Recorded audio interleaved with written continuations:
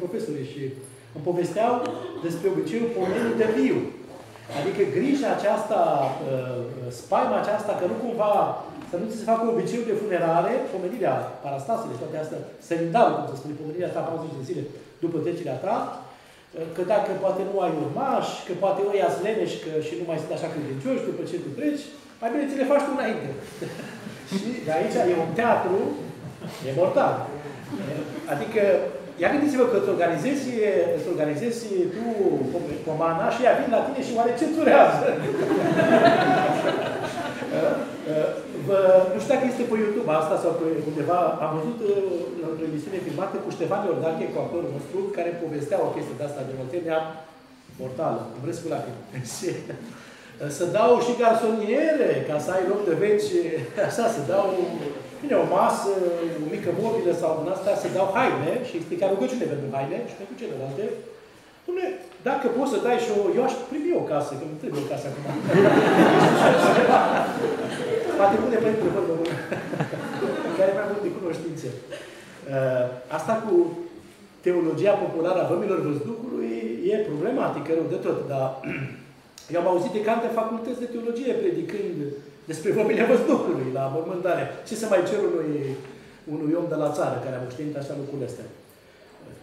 Există nicio vama văzducului. Deci din moment ce avem spovedanie și împărtășanie și Hristos a spus luați Duhul Sfânt, că la veți ierta păcatele, se vor ierta, că la veți ținute vor fi, s-a terminat cu orice vamă. Da? Este o tradiție, să spunem, teologică moștenită, cultivată foarte mult, mai ales în Moldova, legată de vămile văzducului, care nu are nicio legitimitate. Dar a da milostenie pentru sufletul celui răpăsat ceva,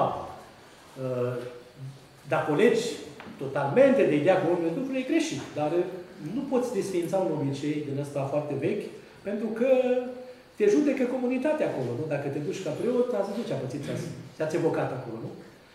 Trebuie, cum să spun, să vor regla lucrurile printr-un discernământ, cred eu, printr-o evoluție pozitivă care se vine și despre teologie și despre ceea ce cer credincioșii să faci. Nu e greșit să citești Evanghelii la stâlp, nu e greșit să citești Evanghelie la o răspântie, pentru că în concepția populară însemna ceva și legat un topă sacru, nu al satului. Dar a legat de vămile văzducului nu e corect. Într totul corect teologic, numai popular, nu știu ce să zic. Eu n-aș desfința neapărat un obicei ca să... Cu atât mai mult cu cât el este înrădăcinat în tradiția satului. Dar n-aș exagera, pretinzând de pildă, nu știu câte sume de bani, am citit nu știu câte evanghelii.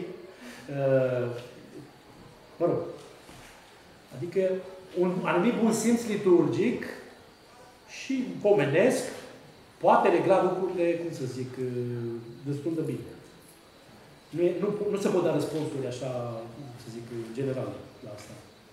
Acum, mi-l aduc aminte pe Părintele Ioan, pe care l-am evocat, așa, ca prieten apropiat al Părintelui Moldovan astăzi, și dânsul săracul a fost foarte mult judecat că cu mineca cu mare larghețe și nu am auzit niciodată vorbesc vămile văzducului, fiindcă era un teolog, totuși, din stirpea asta adelenească, un om din familie preoțească și un om cultivat.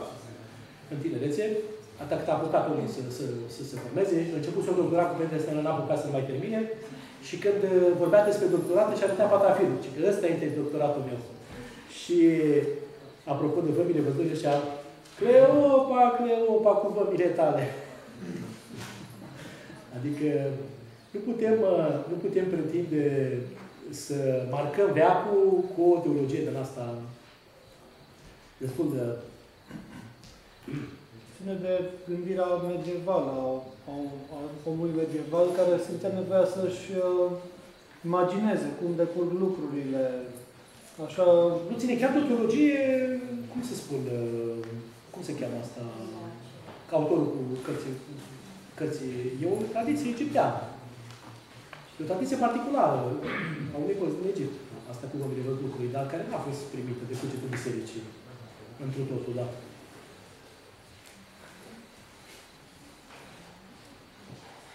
Oamenii au înțeles să facă o jertfă și asta este frumos. și să ajute sufletul, călătoria lui către Dumnezeu să poposească bine. Adică sunt lucruri frumoase, de pildă, și cultural, să le evocăm. De pildă, Costel Niculescu a scos o carte despre crucile de jurământ din Oltenia, din Gorj. Dacă mergeți către Târgu Jiu încolo și prin satele din preajma Gorjului, o să vedeți pomi în care sunt nu știu câte cruci acolo cu un pomelnic. Ca tu să pomenești la rugăciunile tale pe cineva. Și ăla se cheamă cruce de jurământ. Ei, ia uitați-vă un simplu cuvânt, care poate să nu spună mare lucru, faptul că de ce cu jurământul ăsta legat de cruce. Și jurământ se regăsește, povestesc cuvintele Moldovan aici, în calendarul lui despre asta la un moment dat, în colindele noastre. Se spune că, poate că e cel mai interesant tip de colindă, unde se spune că Dumnezeu intră în casă cu sfinții, stă la masă cu gazda colindată, în mijlocul mesei cu darul este un pahar ritual, un pahar de dar.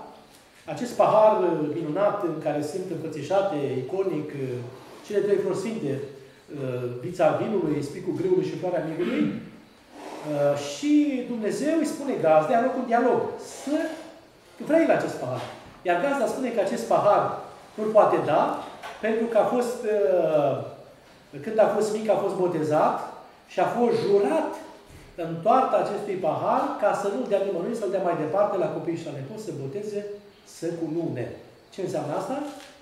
Și ce înseamnă, știți, jurământ în limba latină, dar vine de la conotația cuvântului sacrament în limba latină, prima este jurământ militar. Deci este cea mai veche dovadă, ca și Colinda Leudin, pe care se carte în Taloș de curând, la Academia Română, care demonstrează că suntem un popor creștin. Acest măi române, măi creștine, care se spune așa ca o banalitate, este un mare adevăr cultural. Pentru că ar trebui să ne uităm, că prea ușor România, știți acum, țigănia, ori nu e așa. Iar acest patrimoniu cultural dovedește acest lucru, un creștinism latin foarte vechi. Da? De o aromă îmbătătoare, pe care riscăm să blocheze să nu dă mai departe.